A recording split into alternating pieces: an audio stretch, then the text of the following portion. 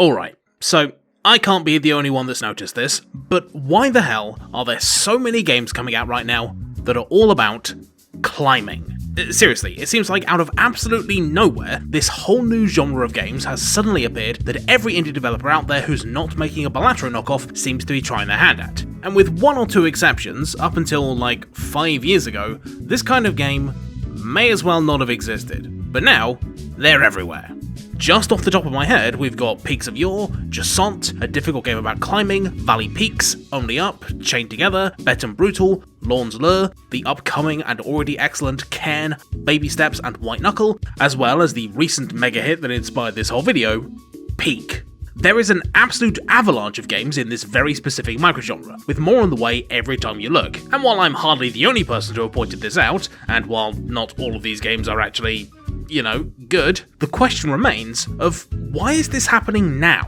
Because, let's be real here, it's not like climbing is some sort of recent fad in the real world, like the way everyone tricked themselves into thinking chess was cool for exactly 8 months after the Queen's Gambit came out, and it's not as if games have undergone some sort of major technological or control systems leap that suddenly made developing these kinds of games possible. And yet, that's not stopped a genre so recent that it doesn't even have its own Steam tag from exploding in popularity, to the point that some of its entries are the most successful games of the year. So, that begs the question, where did this recent wave of climbing-themed games come from, and why do I think it's important enough to be worth making a whole video about? Well, it's because I think Peak, Getting Over It, and all those other games are secretly part of a growing trend in video games that's only getting more popular. One that operates entirely at odds to conventional design wisdom, and offers us a unique kind of experience that, until now, most developers have been unable to give us. What is that, I hear you ask? Well, I suppose the simplest way to put it is that climbing titles and other games like them are distinguished by the fact that they aren't afraid to offer us a little taste of hostility.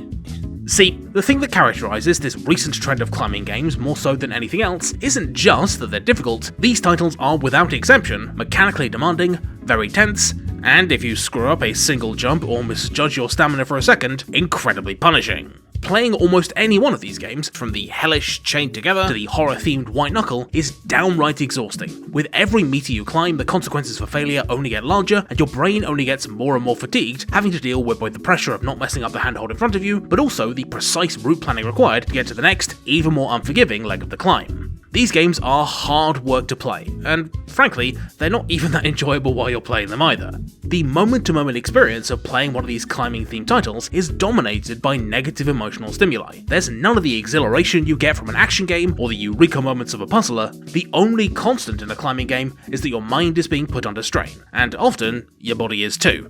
Because goddamn do these games love deliberately fiddly control schemes that make your hands ache after a while, which only reinforces their inherently stressful nature. And the really interesting thing about this recent run of climbing-themed games is that their punitive, tiring, and, well, hostile design stands in stark contrast to how climbing has been portrayed in mainstream games for the past few decades. If you look at stuff like Assassin's Creed, Uncharted, Dying Light, or really any big AAA game with climbing in it, you'll find that it's designed to be so buttery smooth and so forgiving that it's practically automatic, and it's designed at every turn not to frustrate or exhaust you, but to give you a feeling of nice, simple empowerment, or to just nominally occupy your brain while some terrain loads in the background. Everywhere you look, there are nice, clearly signposted handholds that Nathan Drake kindly does all the work of navigating for you, and if you just so happen to mess up one of the few incredibly generous failure states, then don't worry, you'll get put right back where you started, instead of at the bottom of a mountain, with nothing to show for your efforts except a wasted hour and tired hands. However, as you might have guessed, it is the very fact that the gameplay in this new wave of hostile indie climbing games is in equal parts frustrating, mentally taxing, and at times downright unfair that is key to its success. And by positioning itself as a polar opposite experience to the shallow, empty spectacle of mainstream climbing, these new hostile games stand to offer us a much deeper, more satisfying experience, albeit one that we have to work much harder for. As anyone who's climbed to the peak in Peak, or tried their hand at Getting Over It can attest, these climbing-centric games remain incredibly compelling and weirdly addictive in spite of the fact that they are frequently not that fun to actually play. I've lost count of the number of times I've just barely misjudged a jump in white knuckle and ended up hurling away an entire run, leading to me rage quitting the game, only to find myself guiltily booting it back up half an hour later for another go. And, just as frequently, me and my friends have spent the better part of 2 hours yelling at each other and stressing out about our dwindling resources and the bullshit terrain generation in Peak, only to find ourselves fondly reminiscing about those very same grueling exercises in masochism a few days later, as we prep for another run. Basically, what I'm talking about is that climbing games and other similarly hostile titles draw their appeal from a fundamentally different place than many other games, namely the catharsis that comes from that brilliant release of stress and pressure that can only arise after a stretch of exhausting, stressful effort. And this puts them completely at odds with more mainstream design principles that are all about hammering your brain's reward mechanisms as hard and as fast as possible. Games with hostile design are unique in of the fact that they're actually kind of miserable and stressful while you're playing them, almost as if the designers hate you and are deliberately wishing a bad time upon you. But once the struggle is over, and you're able to look back on that hostile experience with a bit of distance, all the suffering you went through suddenly transforms into a compelling and emotionally involved story about triumphing over hardship, just one you were unable to appreciate while it was actually happening. And this is what makes hostile games of varying kinds, from survival titles to Souls-likes to climbing games, feel deeply satisfying over the long term, rather than just being a quick thrill. The fundamental appeal of hostile games has also been described as Type 2 fun in certain corners of the internet, and is a term you may recognise if you are sufficiently poisoned by social media like I am. And it's a pretty apt turn of phrase, because the distinction between exhausting but satisfying catharsis and traditional and more immediately enjoyable Type 1 fun was originally coined by a professional climber to describe the fun of real-life climbing. And I think the fact that games are starting to experiment with new kinds of relationships with us players, especially ones that don't rely on a transactional exchange of dopamine, is a really exciting step in their development, particularly when you consider that many of these hostile games would have been a completely impossible sell, both to publishers and the gaming public at large, as recently as a decade ago. If you don't believe me about how quickly attitudes to hostile games are changing, look at how much people, myself included, hated and didn't get Death Stranding when it came out, and now it's a rightly beloved classic, with the sequel being received to universal acclaim. However, even though we can confidently say that hostile games are on the rise and compare them to more traditional titles,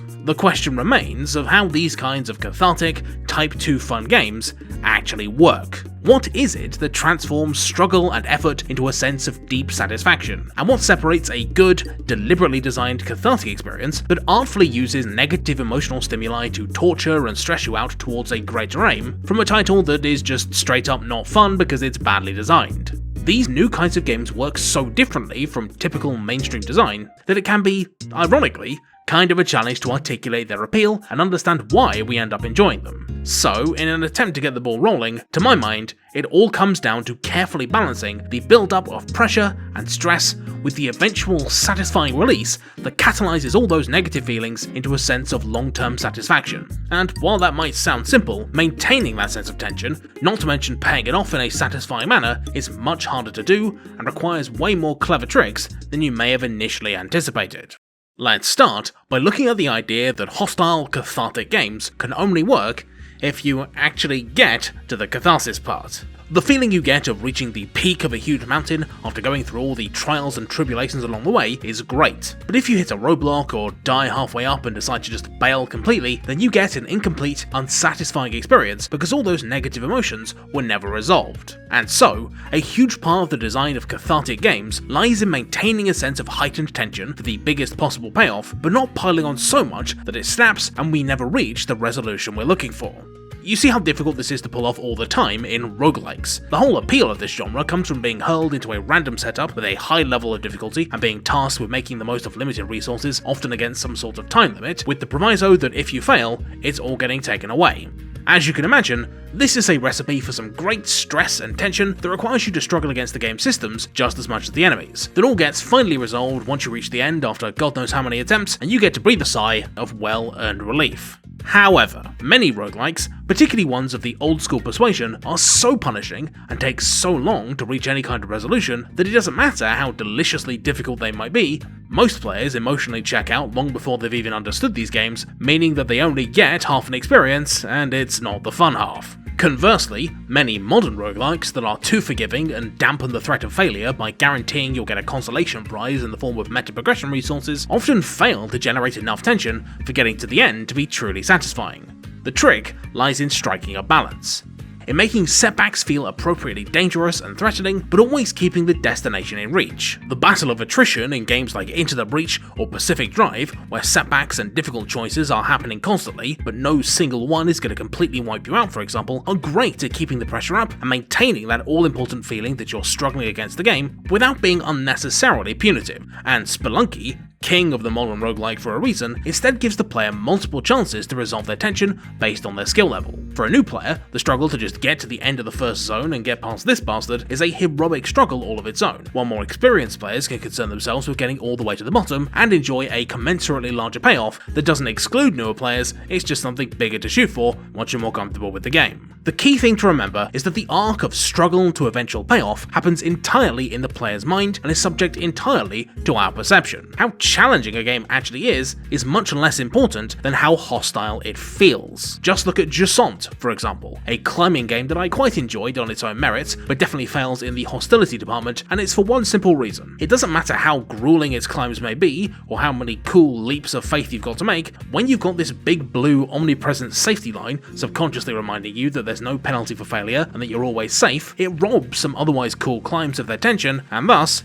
also their payoff. Conversely, the sort of proto-climbing game Grow Up is similarly not very hard at all and has loads of affordances in the player's favour, but uses some great camera trickery and a sense of scale to make it seem like you're on much more precarious terrain and in much more danger than you actually are, making scaling its big central space plant incredibly exhilarating, in spite of the fact that you've got stuff like a little mini glider to bail you out if you fall. And of course I would be a fool not to mention climbing games of the Rage platformer persuasion inspired by Getting Over It. These games love making any setbacks seem much larger than they actually are by suspending you above what appears to be empty air or by making your fall long and humiliating, artfully obscuring the fact that they usually just dump you somewhere relatively easy to bounce back from, giving you all the stress of potential failure to keep that tension level high, but with much less of the potential for you to rage quit when you eventually do. This is a very clever aspect of design that is sadly not present in several streamer bait games like Only Up and its various derivatives, where you can stand to lose hours of progress from a single mistake, which, rather than encouraging you to tackle the climb again and this time conquer it, usually just leads to people giving up and never coming back. Of course, these tricks get used in non-climbing games as well. Many of our most beloved hostile-feeling games across a whole variety of genres feel oppressive and cruel and like they're not playing fair, but in reality, that's a carefully calibrated illusion serving to put us in a stress-filled frame of mind while still making progress possible.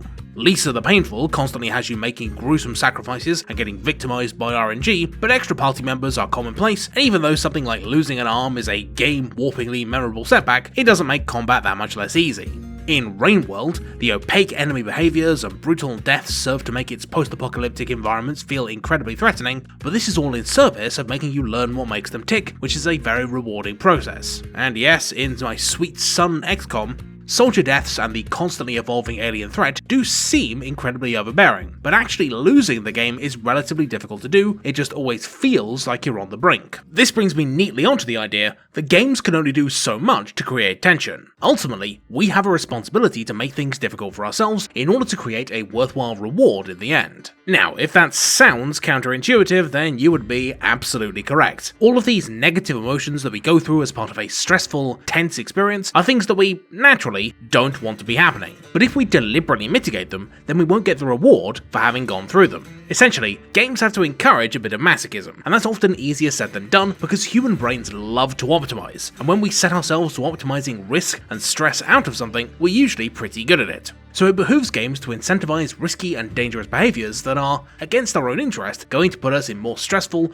more demanding situations that will eventually lead to a better cathartic payoff. The simplest interpretation of this idea can be seen in climbing games like Peak, where icy fog is constantly rising from below and your food level is slowly ticking down, until you pass out and die. This adds a constant worry in the back of any player's mind that they aren't going fast enough, and pushes you into taking dangerous leaps and risky climbs, which is where the best, most stressful gameplay can be found. rather than giving you as much time as you need to play it safe and have a much less interesting, less stressful climb as a result. Equally, the Tough as Nails White Knuckle doubles down on its oppressive horror theming by deliberately obfuscating its stamina system. The only way you can tell how much stamina you've got left is by looking at how red your hands are, with this opaque factor creating much more stress, and more importantly, encouraging you to hurry and take risks much more readily than if there was a nice clean bar allowing you to plan around your stamina much more effectively. White Knuckle also has a sort of push your luck element where the more climbing tools you take with you, the heavier and slower you get, punishing you for over-preparing and subtly encouraging riskier, more danger-prone playstyles.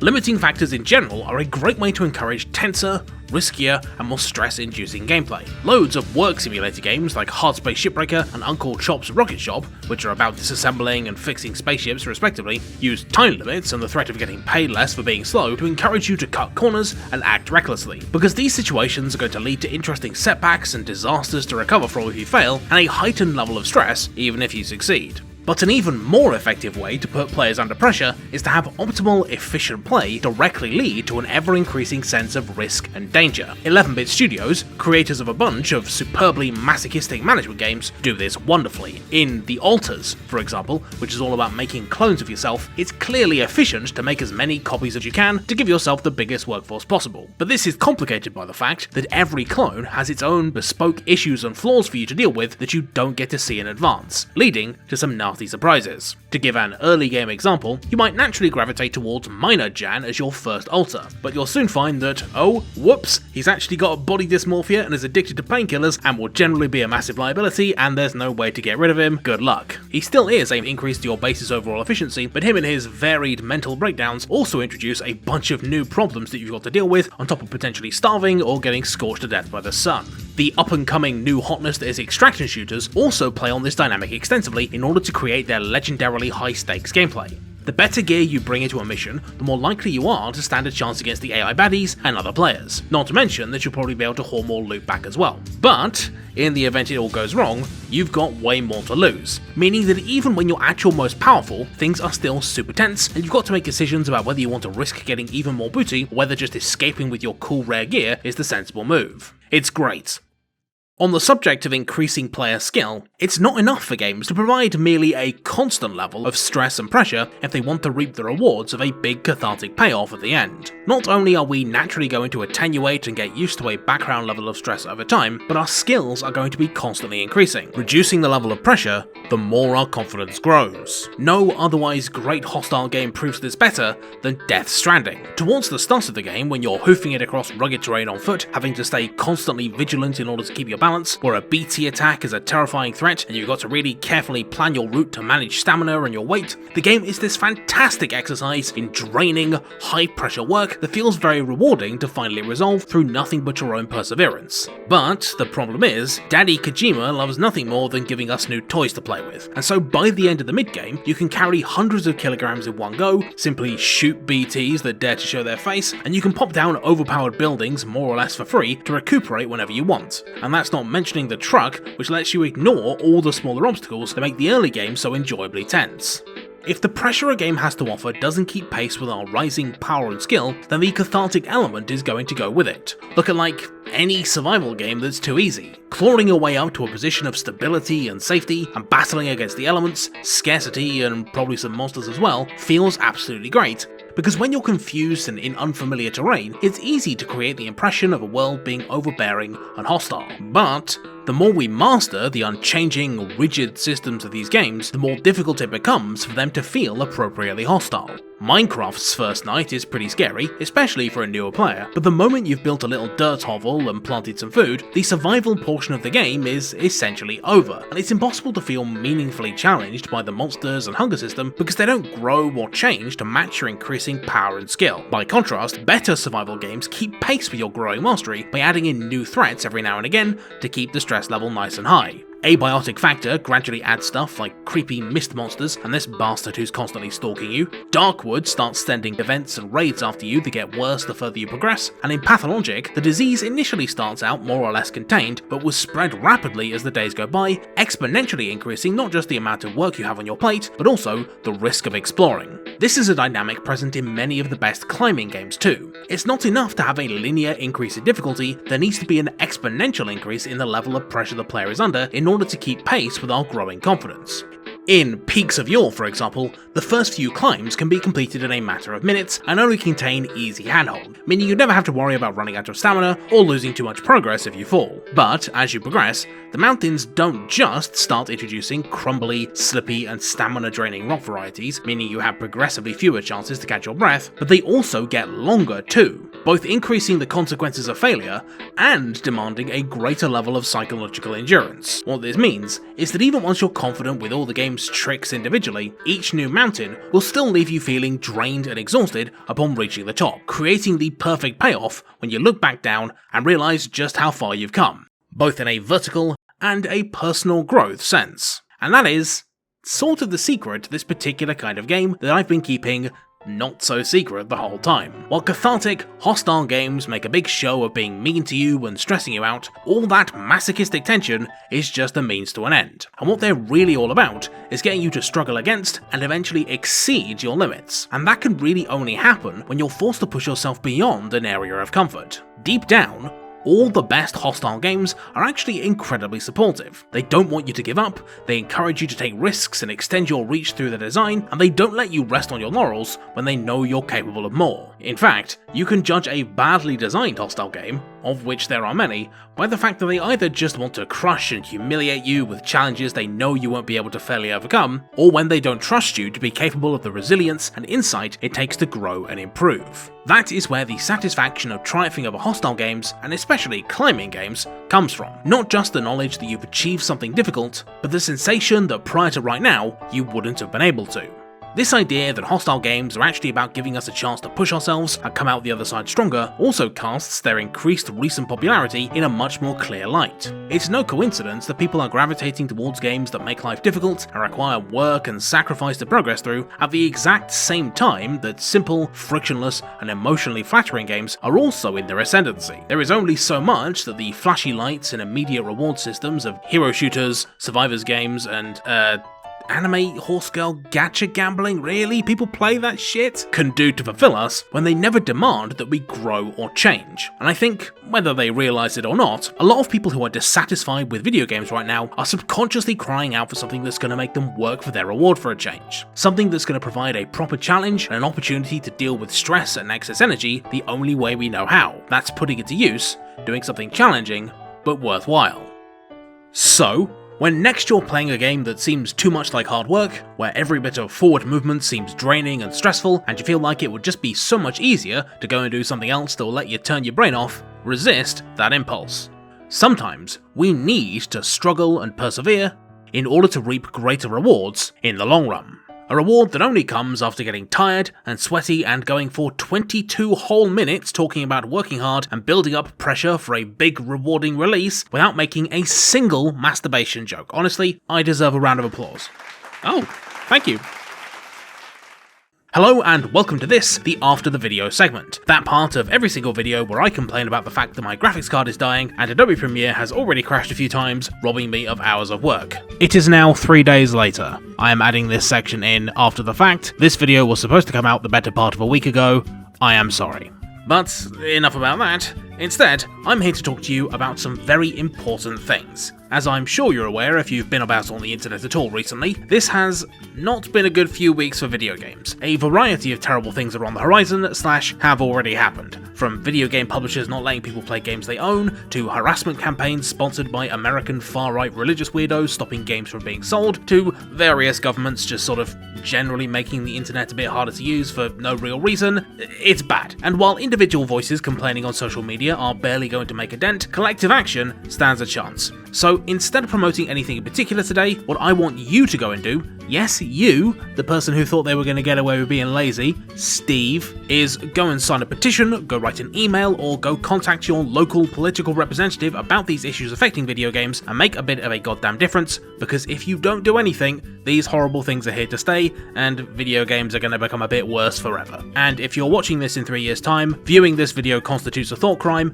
the police have already been called. And speaking of collective corrective action, this video would not exist without the generous support of my patrons, the very special people who go out of their way to throw a few bucks a month in my direction and let me do weird videos like this one. Let me tell you, I could make way more money making slop, engagement bait, craziest free V-Bucks hack Fortnite with Roblox Mr. Beast content, but the support of people like you means that I don't have to do that sort of thing. So if you like the channel and you want it to keep going, please consider giving me some cash, and in return you'll get earlier access to videos, behind the scenes goodness, extra update videos, other assorted bonus stuff, and of course your name in the credits. For my $5 and $8 pals, you are off to the side over there, and for my $10 mysterious benefactors, you get a special voiced shoutout instead. And those special people are Ali Wright, Andrew Labrano, Auno94, Bobby, Brian Natariani, Constantine Amend, Cosmix360, Daniel Medjes, Dirk Jan Karambeld, Diggletier, Dis Ellie, Ecton, Edward Franklin Woods, Edwina the Space Bun, Eric Woolston, Eugene Bulkin, Fullabaxi, Furious Hulk, Gazkull, Howe, Heckett's Noah, Jacob Dylan Riddle, Jinkaloid, Kevin Help Us, Conlove, Kangi, Luke Kokoran, Macewinder54, Maxim Filipov, Mark Vallant, May Contain Fox-Like Substance, Mika Oy, Michael C., Mike Oxlong, Nate Graff, Oliver Marhofer, Patrick Romberg, Peter Tomasic, Probably Contains Fox-Like Substance, Reddit Regal Regex, Seslux, Silver Folfy, Tyler Duncan, Timotheus Begsek, Whimsical Wisp, Zach Brandmeier, and ciao. Okay, that's it from me. I will see you around. Bye!